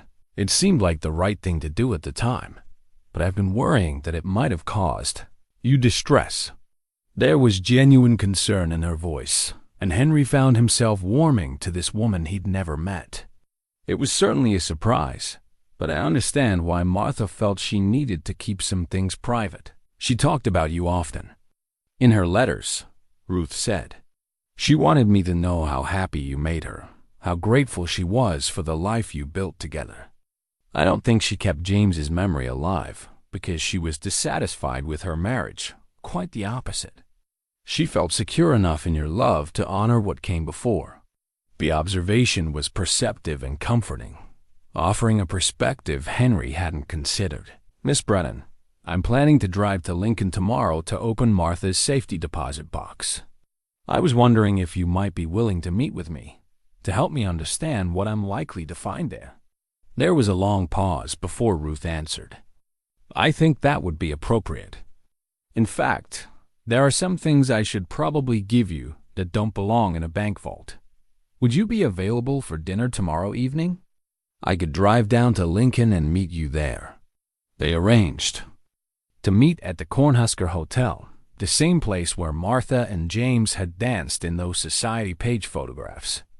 The symbolic appropriateness of the location wasn't lost on either of them. Henry spent Monday evening going through Martha's papers more systematically than he had before, not looking for clues to the locket mystery, but trying to understand the administrative architecture of his wife's private life. He found the safety deposit box rental agreement, dated 1944, and renewed annually ever since. The monthly payment had come from a separate checking account he'd never known about, funded by small amounts transferred from their joint household account over the years. The discovery of this hidden financial arrangement was almost as startling as the locket itself. Martha had been systematically setting aside money for 40 years to maintain her secret shrine to James Brennan. The amounts were small $20 or $30 a month, but over 4 decades, they represented a substantial commitment. How had she managed to keep such a thing secret for so long? As he examined the bank statements more carefully, Henry found evidence of Martha's annual trips to Lincoln, hotel receipts, restaurant charges, even parking fees, all clustered around the same date each August, the date of James Brennan's death. For 40 years, Martha had observed that anniversary with a pilgrimage he'd known nothing about. The meticulous record-keeping spoke to the importance Martha had placed on this ritual. These weren't casual visits, but carefully planned observances, complete with budgeted expenses and detailed documentation. The woman who'd balanced their household checkbook with such precision had applied the same organizational skills to maintaining her connection to the past. Tuesday morning dawned gray and overcast, with the kind of persistent drizzle that made travel unpleasant but not impossible. Henry fed Clementine early and made arrangements with Earl Patterson to check on her during his absence. As he prepared to leave, the cat positioned herself by the front door, watching him with an expression that seemed almost expectant. "I'm going to find out the rest of your story," Henry told her. "Maybe then we'll both understand what this has all been about." The drive to Lincoln took longer than usual due to the weather, giving Henry plenty of time to contemplate what he might discover in Martha's safety deposit box. Letters from James, probably. Photographs they'd shared during their brief courtship. Maybe some of his personal effects that had been returned to his family after his death. But what else? What kind of memories had Martha felt compelled to preserve for 40 years?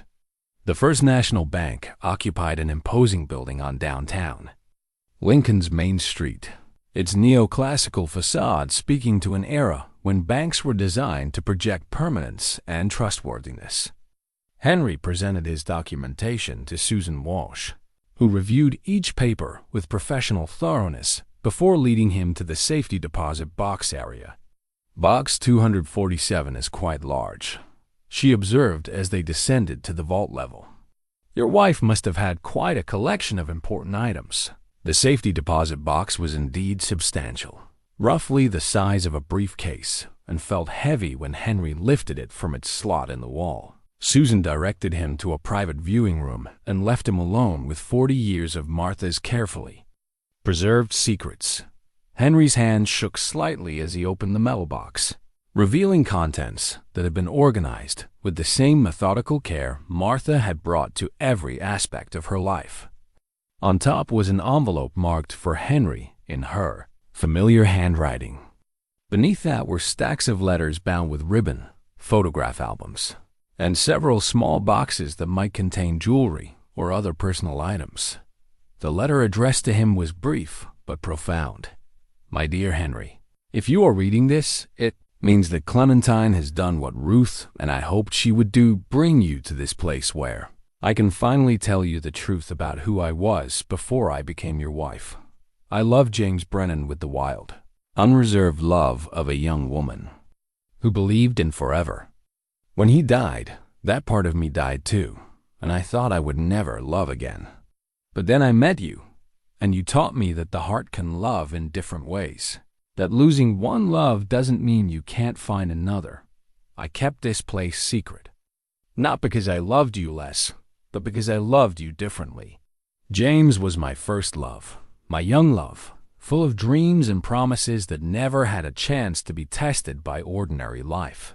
You were my chosen love, my daily love, built through years of shared mornings and quiet evenings, and all the small kindnesses that make a real marriage. I never wanted you to feel that you were competing with a ghost. You weren't. You were competing with a memory, And memories can't make coffee in the morning, or hold you when you're afraid, or laugh at your jokes, or grow old beside you. Only real people can do those things, and you did them all beautifully. The contents of this box are the museum of my first love, precious, because it was true, but preserved here so it wouldn't interfere with the love I lived every day with you. Look through these things if you wish, or close the box and walk away. Either choice honors what we had together.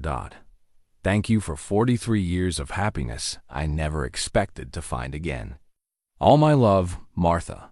Henry read the letter 3 times, each reading bringing new understanding of the complexity of his wife's emotional life. She'd maintained this shrine not as a rejection of their marriage, but as a way to honor both loves without diminishing either. The separation had been an act of generosity, preserving the past while investing fully in the present. With trembling hands, he opened the first photo album. The images were from Martha and James's courtship, many that he'd already seen, but others that were completely new. Here was Martha wearing the engagement ring from the society pages. Here was James in his Air Corps uniform, looking impossibly young and confident. The final pages showed their engagement party, including several shots of them surrounded by friends and family, everyone radiating the optimism of people who believed the war would end well for everyone they loved. The letters, arranged chronologically, told the story of a romance accelerated by wartime urgency. James's early letters from training were filled with excitement about flying and plans for their future. His later letters from England showed a growing awareness of mortality, a young man trying to balance honesty about the dangers he faced with reassurance for the woman he loved. Martha's letters to James, carefully preserved by his family and returned to her after his death, revealed a different side of her personality than Henry had ever seen. This Martha was playful, passionate, sometimes dramatically emotional in the way of very young women experiencing their first serious love. She wrote about wedding plans, about the house they would buy, about the children they would have, creating an entire imaginary future that would never exist. The final items in the box were the most poignant. James's military decorations, returned to Martha by the War Department, a watch that had belonged to him, and a small velvet box containing the engagement ring from the society page photographs. Martha had kept these tangible connections to James, even while building a new life with Henry, unable to let go of the physical evidence of what they'd shared. As Henry examined each item, he felt no jealousy or betrayal, only a profound sadness. For the young people whose love had been cut short by history, James Brennan had been a good man who died serving his country, and Martha had been a young woman whose heart had been broken by forces beyond her control. Their love story deserved to be remembered, even if it had ended in tragedy. By the time Henry finished reviewing the contents of the safety deposit box, the afternoon was well advanced, and he needed to prepare for his dinner with Ruth Brennan. As he carefully repacked Martha's treasures, he felt a sense of completion, as if a story that had been interrupted decades ago was finally ready for its conclusion. The woman he would meet that evening had helped design the elaborate plan that brought these secrets to light. Through her eyes, he hoped to understand not just what Martha had preserved, but why she'd felt it necessary to reveal it to him only after death. Some gifts, Henry was beginning to understand, could only be given when the giver was no longer present to worry about their reception. The Cornhusker Hotel's dining room retained the elegant formality of 1940s Lincoln, with crystal chandeliers and mahogany paneling that had witnessed countless celebrations and sorrows over the decades. Henry arrived early and chose a table near the windows, watching the evening light fade over the city where Martha had lived her first great love story. Ruth Brennan appeared at precisely 7 o'clock. A small, dignified woman in her late 70s with silver hair and intelligent eyes. That reminded Henry immediately of her brother's photographs.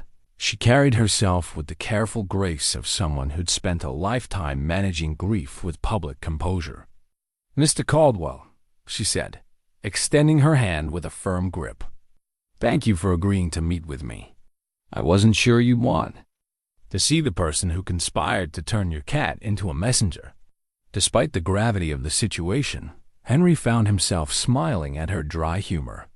"Please call me Henry, and I have to admit, your plan worked exactly as intended." Clementine delivered her message at precisely the right moment. Ruth took the seat across from him, setting a small leather portfolio beside her plate.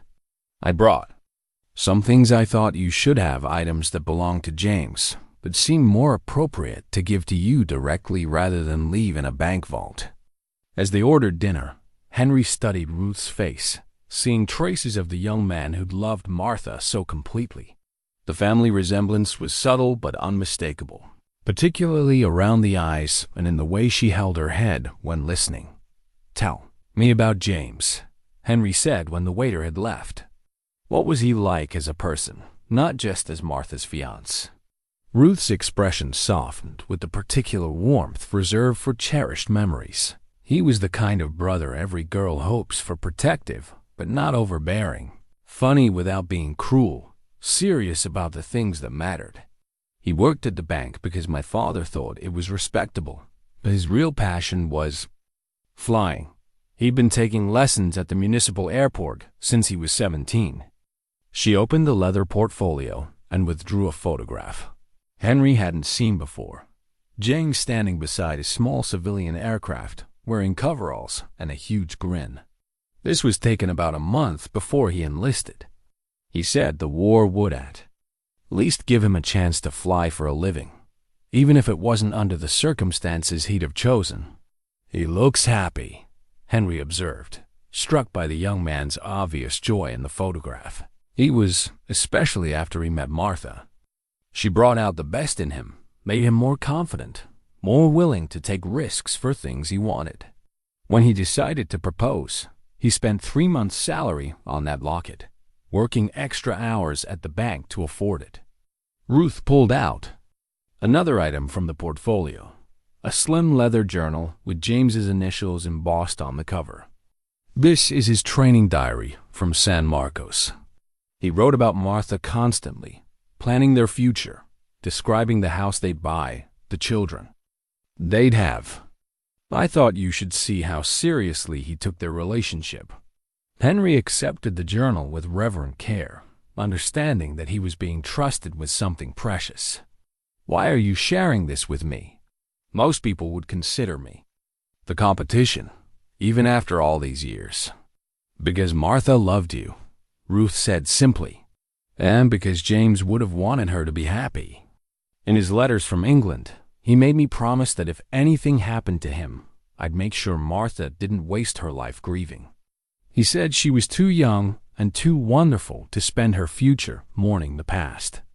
The waiter returned with their meals, but neither of them seemed particularly interested in food. Ruth continued her story, her voice taking on the rhythm of someone who'd carried these memories for decades. "After James died, Martha was devastated. She came to our house every day for months, helping my mother cope with her grief while barely managing her own. She gave us the locket, then said she couldn't bear to keep it, but couldn't bear to destroy it either. My mother put it away, thinking someday Martha might want it back. But she never asked for it. No, but she wrote to me regularly after she moved back to Cedar Creek. At first the letters were about James, sharing memories, keeping his story alive. But gradually they became about her new life, her job, her friends, and eventually about a farmer named Henry Caldwell, who was courting her with old-fashioned patience and kindness." Ruth smiled at the memory. She was terrified of loving again, afraid that caring about someone new would somehow betray James's memory. I had to convince her that love isn't a finite resource, that honoring the past doesn't require sacrificing the future. Henry felt a wave of gratitude toward this woman who'd helped guide Martha toward the happiness they'd shared. "You gave her permission to move forward. I gave her what James would have given her if he'd lived long enough, the understanding that love is meant to multiply, not diminish."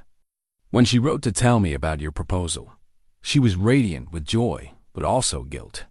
She felt like she was abandoning James by accepting your offer. What did you tell her? Ruth's eyes sparkled with the memory. I told her that James had been my brother for 22 years, and I knew him well enough to know he'd be furious if she turned down happiness out of misplaced loyalty to him. I told her to marry you with my brother's blessing, because that's exactly what she'd have if he were still alive to give it. The revelation hit Henry with unexpected force. Martha's marriage to him had been blessed by the memory of her first love, sanctioned by the family of the man she'd lost. Rather than being a betrayal of James Brennan, their union had been an extension of his love for Martha. His desire for her happiness translated into support for the new relationship that would give her the life he couldn't provide. Ruth reached into her portfolio one final time and withdrew an envelope yellowed with age. This is the last letter James wrote to Martha, mailed from England 3 days before his final mission. It didn't reach her until after the telegram announcing his death. She shared it with me years later, and I think you should read it now. Henry's hands trembled slightly as he opened the envelope, aware that he was about to read the final words of a young man who'd had no idea he was writing his own epitaph. The letter was dated August 7th, 1943, just 3 days before James Brennan's death over Germany. My dearest Martha, by the time you read this, I'll be back from another mission, hopefully with good news to share. We're supposed to hit some important targets in the next few days, and if all goes well, maybe this whole thing will be over sooner than anyone expects. I've been thinking a lot about what we'll do when I come home. I know we've talked about the house on Elm Street, but I've been wondering if maybe we should think bigger. What if we bought some land outside the city? I could learn farming. How hard could it be? Maybe we could raise some children who know what it's like to grow up with space, to run and clean air to breathe. I know this sounds different from our plans, but being over here changes a man's perspective on what matters. The boys I'm flying would talk about their homes constantly, and the ones who seem happiest aren't the ones from big cities or fancy families. They're the ones who talk about farms and small towns and communities where people know each other's names. Martha, I need you to know something just in case anything happens to me. If I don't make it home, I don't want you to spend your life mourning me. I want you to find someone else to love, someone who can give you all the things I'm planning to give you, but might not get the chance to. Promise me you won't waste your beautiful heart on grief. You're young and wonderful, and you deserve a lifetime of happiness. If I can't be the one to provide it, then I want you to find someone who can. Don't feel guilty about moving forward. Don't feel like loving someone else would betray what we have. Love isn't a betrayal. It's the greatest gift one person can give another. I'm going to close this letter now and try to get some sleep before tomorrow's mission. When you read this, give me a kiss, and then go find your future, whatever shape. It takes out all my love forever. James P.S. If you ever have a daughter, tell her about her Uncle James, who loved her mother more than life itself. Henry set the letter down carefully, his vision blurred by tears he hadn't expected. James Brennan had written his own blessing for Martha's future love, had specifically asked her not to mourn him, but to find happiness with someone else. The young airman had faced his mortality with extraordinary grace, using his final letter to free the woman he loved from the burden of perpetual grief. He knew, Henry said quietly. Somehow he knew he might not make it back. Ruth nodded, her own eyes bright with unshed tears. James always had good instincts about people and situations. I think he sensed that this mission would be different, more dangerous than the others. He wanted to make sure Martha had his permission to be happy, no matter what happened. The implications of James's final letter reframed everything Henry had learned about Martha's past. Her careful approach to their courtship hadn't been about betraying James's memory. It had been about honoring his explicit wish that she find love again. Her decision to marry Henry had been an act of obedience to her first love's final request. She kept this letter secret for 43 years, Henry mused. Why? Because she thought it might hurt you to know that another man had loved her enough to want her happiness more than her loyalty. She was protecting you from feeling diminished by comparison to someone who'd proven his love by giving it away. Ruth gathered the papers and photographs, preparing to return them to the portfolio. There's one more thing I need to tell you about. Clementine. The procedure to implant the locket, it wasn't done by a veterinarian. I have a friend who's a retired surgeon, someone who understood the symbolic importance of what we were trying to accomplish. Dr. Patricia Chun operated on Clementine when she was just a kitten, before her first pregnancy. The locket was placed in a sterile capsule designed to integrate with her tissue safely. A human surgeon operated on a cat to implant my wife's locket? Patricia lost her husband in Vietnam. She understood about love that transcends death, about the need to create bridges between past and present. When I explained what Martha and I had planned, she volunteered to help. The elaborate nature of the conspiracy amazed Henry. Martha, Ruth, and Dr. Chun had collaborated across decades to create this moment of revelation, carefully orchestrating events so that Henry would discover the truth only when Martha was no longer alive to worry about his reaction. The timing of Clementine's arrival at your farm wasn't accidental either, Ruth continued. I've been monitoring Martha's health through our correspondence. When she mentioned her cancer diagnosis, I knew it was time to put our plan into action.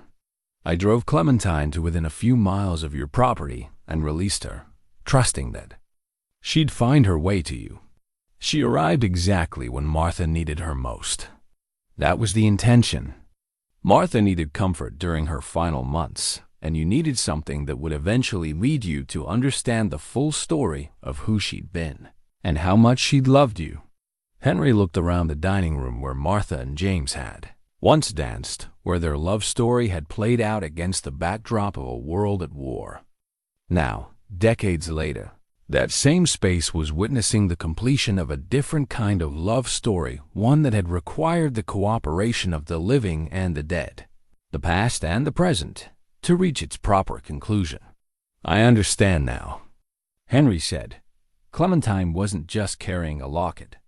She was carrying proof that Martha's love for me was blessed by the man who'd loved her first. The drive home from Lincoln took place in contemplative silence, with James's training diary and final letter carefully secured in the passenger seat beside Henry. The autumn landscape that had seemed ordinary that morning now appeared transformed, as if learning the truth about Martha's past had altered his perception of everything around him. The same fields and farmhouses that had defined his world for 70 years now seemed part of a larger story about love's capacity to transcend time and circumstance.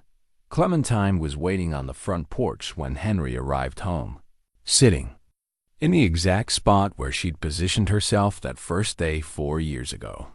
As he approached, she rose and walked toward him with the particular dignity cats reserved for important occasions, as if she understood that her mission had finally been completed.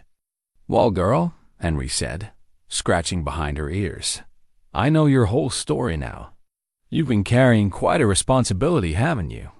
Inside the farmhouse, Henry placed James's diary on the kitchen table beside the locket, creating a small shrine to the young airman who'd loved Martha first and best.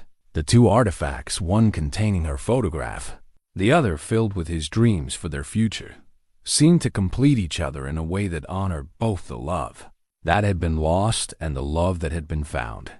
Over the following days, Henry found himself reading portions of James's diary, not with jealousy, but with growing admiration for the young man who'd faced war with such courage and faced death with such grace. The entries revealed someone who'd been worthy of Martha's first love, someone who'd understood instinctively that true love meant wanting the beloved's happiness above all else.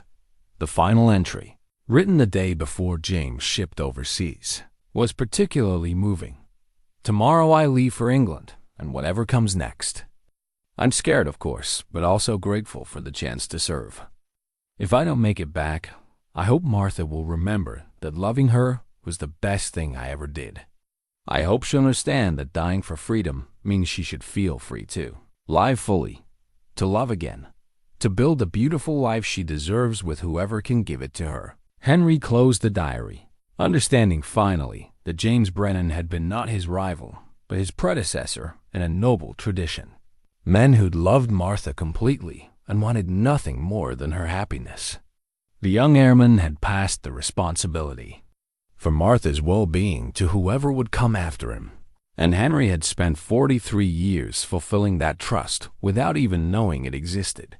2 weeks after his trip to Lincoln, Henry received a letter from Ruth Brennan.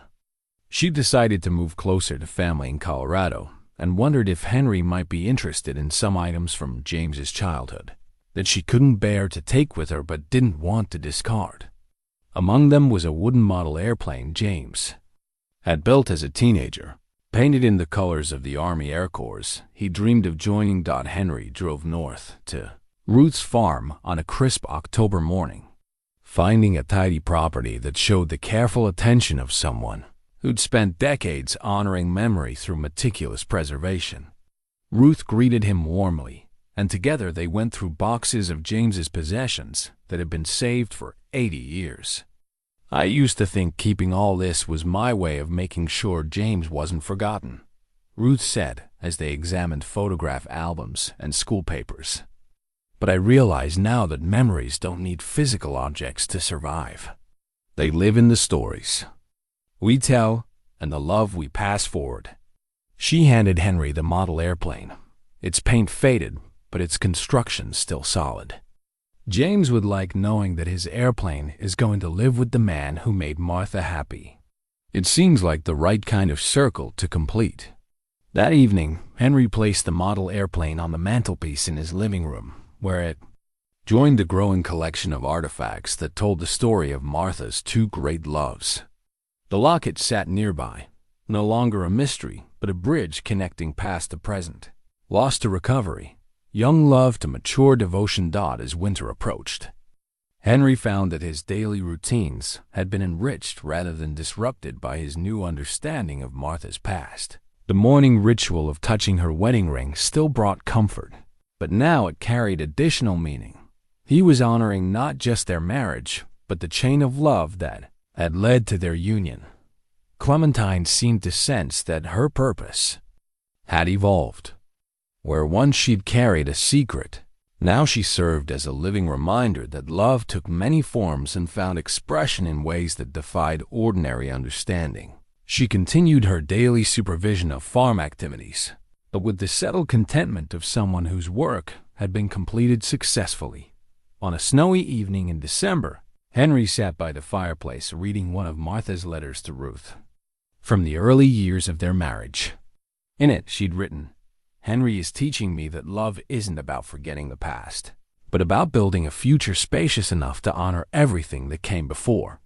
I never thought I could love again after losing James, but Henry has shown me that the heart can hold multiple loves without diminishing any of them." As he read these words, Henry understood that Martha had tried to tell him this truth in countless small ways throughout their marriage, in her tenderness toward his own losses, in her patience with his occasional melancholy, in her insistence that their farmhouse remain open to memories as well as hopes. Outside, snow fell steadily on the Nebraska prairie, covering the familiar landscape in pristine white. Inside, surrounded by artifacts of love that had transcended death and time, Henry felt a profound sense of completion. He'd spent 70 years learning about love's various forms, first through his parents' steady devotion, then through his marriage to Martha, and finally through discovering the elaborate care with which she'd preserved and honored her first love while building a second one. Clementine appeared beside his chair, settling into her evening routine with the satisfaction of a job well done. As Henry stroked her fur, he marveled at the extraordinary chain of events that had brought them all together, Martha and James, Ruth and Dr. Chung, and finally himself and the cat who'd carried love's message across time, tomorrow would bring. The familiar rhythms of farm life, but Henry knew that even the most ordinary moments would now be touched by the understanding that love, once given truly, never really ends. It simply finds new forms, new expressions, new ways to bridge the distances between hearts separated by death or time or circumstance. The locket glinted in the firelight, no longer a mystery, but a testament to love's infinite capacity for renewal. James Brennan's final gift to Martha had been the freedom to love again. Martha's final gift to Henry had been the knowledge that such love was possible. And Henry's gift to the future would be the understanding that true love always, somehow, finds a way.